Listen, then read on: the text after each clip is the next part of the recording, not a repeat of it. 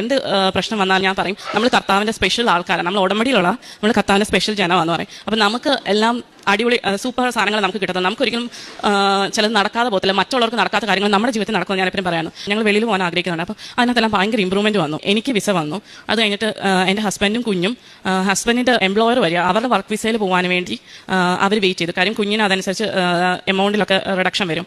ഞങ്ങൾ 3 മാസം മുന്നേ ജോർജോട്ടി പ്രാർത്ഥിച്ചിട്ട് ടിക്കറ്റ് എടുത്തതാണ്. അപ്പം അവരുടെ വിസ ഭയങ്കരമായിട്ട് ഡിലേ ആവുന്നുണ്ട്. അപ്പം എൻ്റെ ഡിപെൻഡന്റ് വിസ ആയിട്ട് അപ്ലൈ ചെയ്ത് ജോർജോട്ടിയും കുഞ്ഞും അപ്ലൈ ചെയ്തു. അപ്പോൾ അത് വളരെ ഷോർട്ട് ടൈമിലാണ് ഞങ്ങൾ അപ്ലൈ ചെയ്യുന്നത്. അതിനുള്ളിൽ തന്നെ വിസ വരണം.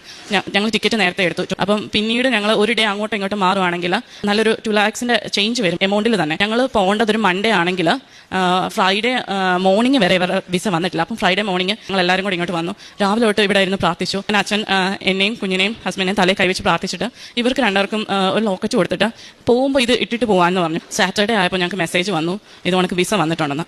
UK പോകുന്നവർക്കറിയാം, നമ്മൾ വർക്ക് ചെയ്ത ഫീൽഡിൽ തന്നെ ജോലി കിട്ടാന്നുള്ളത് അത്ര എളുപ്പമുള്ള കാര്യമല്ല. ഞങ്ങൾ ടെക്നോ പാർക്കിൽ വർക്ക് ചെയ്തപ്പോൾ തന്നെ ഞങ്ങൾക്ക് ഭയങ്കര ആഗ്രഹമുള്ള കാര്യം ഞങ്ങൾ വർക്ക് ചെയ്ത ഫീൽഡിൽ തന്നെ വർക്ക് ഫ്രം ഹോം ആയിട്ടുള്ള ഒരു ജോലി കിട്ടണമെന്നുള്ളത്. ഈശോ എന്നെയും ജോർജുട്ടിനെയും അങ്ങനെ ഒരു വലിയ കൃപ, ഞങ്ങൾക്ക് രണ്ടുപേർക്കും വർക്ക് ഫ്രം ഹോം ആയിട്ടൊരു ജോലി, കുഞ്ഞിനെ നോക്കാനും. കാര്യം വേറെ ആരും ഇല്ലാത്ത സമയത്ത് തന്നെ ഞങ്ങൾ അങ്ങനെ ഒരു ഫാമിലി ലൈഫ് മുന്നോട്ട് കൊണ്ടുപോകാനുള്ളൊരു നല്ലൊരു ജോബ് നൽകി ഞങ്ങളെ അനുഗ്രഹിച്ചു. ഞങ്ങൾ ലൈഫ് സ്റ്റാർട്ട് ചെയ്തത് ഞങ്ങൾ ഫിനാൻഷ്യലി അത്ര വെൽ സെറ്റിൽഡ് ഒന്നുമല്ല. അപ്പം ഒരിക്കലും ഒരു വീടിനെ പറ്റിയൊന്നും അങ്ങനെ ആഗ്രഹമുണ്ട്, എനിക്ക് എപ്പോഴും ആഗ്രഹമുണ്ട്, എനിക്ക് പ്രതീക്ഷയുണ്ട്. അപ്പം വീടിനെ പറ്റി ഞാൻ എപ്പോഴും ഹസ്ബൻഡിനോട് പറയും. പക്ഷേ ഞങ്ങൾ അവിടെ ചെന്നിട്ട് 2 വർഷം ആയതേ ഉള്ളൂ. ഞങ്ങൾക്ക് ഒരിക്കലും വീട് കിട്ടുമെന്നോ അങ്ങനെ ഒരു പ്രതീക്ഷയോ കാര്യങ്ങളൊന്നുമില്ല. അങ്ങനെ ഒരു ദിവസം ഞാൻ ഹസ്ബൻഡിനോട് പറഞ്ഞു നമുക്കും കൂടെ ഒന്ന് അപ്ലൈ ചെയ്ത് നോക്കാം.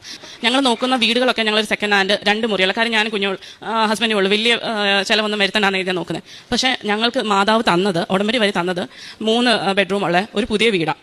അത് ഞങ്ങൾ ഒരു രൂപയുടെ ഡെപ്പോസിറ്റോ അല്ലെങ്കിൽ പ്രീവിയസ് പ്ലാനിങ്ങോ ഇല്ലാതെ നിയോഗമായിട്ട് ജോർജുട്ടി അന്നേരം വെച്ച് പ്രാർത്ഥിച്ചു. ഞങ്ങൾക്ക് ആഗ്രഹം വന്നപ്പോൾ വെച്ച് പ്രാർത്ഥിച്ചു. ആ ഉടമ്പടി തീരുന്നതിനുള്ളിൽ തന്നെ ഞങ്ങൾക്ക് നല്ലൊരു വീട് ദൈവം നൽകി അനുഗ്രഹിച്ചു. ഞങ്ങൾ UK എത്തിയ സമയത്ത് ഞങ്ങളൊരു 3000 പൗണ്ടിന് ഒരു ചെറിയ കാറാണ് മേടിച്ചോണ്ട്. ആ കാറിൽ നഷ്ടമായിപ്പോയി. അതിനകത്ത് പിന്നെ പണിയും അത് കഴിഞ്ഞ് റീസെയിലിന് വിൽക്കുകയോ എല്ലാം ചെയ്ത്.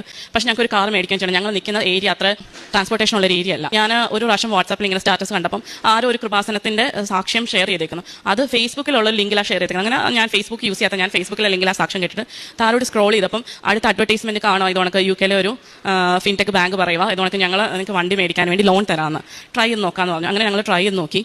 വിത്തിൻ ഒരു 5 അത്രയും മിനിറ്റ്സിനുള്ളിൽ ഞങ്ങളുടെ ബാക്ക്ഗ്രൗണ്ട് സ്കോറും കാര്യങ്ങളെല്ലാം ചെക്ക് ചെയ്തിട്ട് ഞങ്ങളുടെ അക്കൗണ്ടിലോട്ട് 28,000 പൗണ്ട്സ്, നമ്മുടെ ഇവിടുത്തെ ഒരു 28 ലക്ഷം രൂപയോളം ഞങ്ങൾക്ക് വരുക. ഇഷ്ടമുള്ള കാർ പോയി മേടിച്ചോളാം എന്ന് പറഞ്ഞിട്ട് നല്ലൊരു കാർ എടുക്കാൻ ദൈവം സഹായിച്ചു. ഞാൻ ഇത്രേ ചിന്തിക്കുന്നുള്ളൂ. ഞാനൊരു കുറച്ച് നാൾക്ക് മുന്നേ കൃപാസനത്തെ പറ്റി അറിഞ്ഞിരുന്നെങ്കിൽ ഞങ്ങളുടെ ലൈഫിൽ വളരെ വലിയ ചേഞ്ചസും അല്ലെങ്കിൽ വളരെ വലിയ ഇമ്പ്രൂവ്മെന്റും വന്നേനെ. അപ്പം എന്നെ കൊണ്ട് പറ്റുന്ന രീതിയിൽ അറിയാവുന്ന ആൾക്കാരോടൊക്കെ ഞാൻ കൃപാസനത്തെ പറ്റി പറഞ്ഞു കൊടുക്കും. റോസറി ഗ്യാതറിംഗ്സിൽ UK അല്ലെങ്കിൽ ബ്രിട്ടീഷുകാരോട്.